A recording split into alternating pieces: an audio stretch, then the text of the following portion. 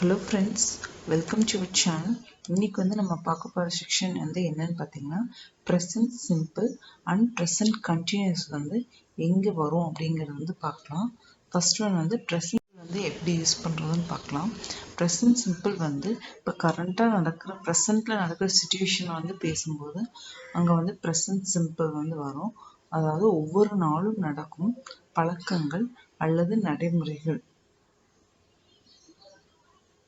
எப்போதும் உண்மையாக இருக்கும் உண்மைகள் விருப்பு வெறுப்புகளை அதை பத்தி வரும்போது அங்க present simple பண்ணுவோம்.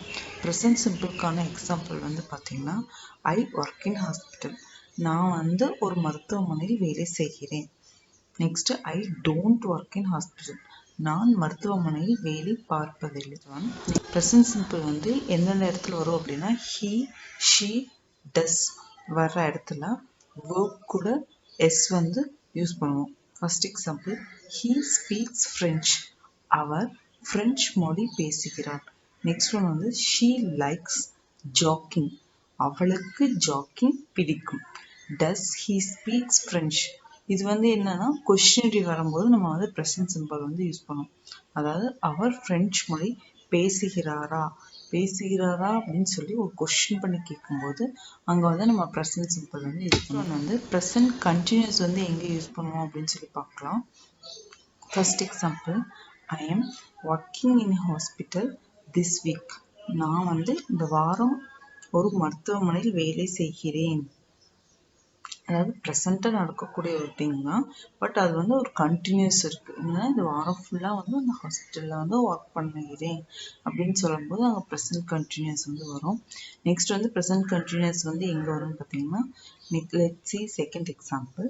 She is driving home right now.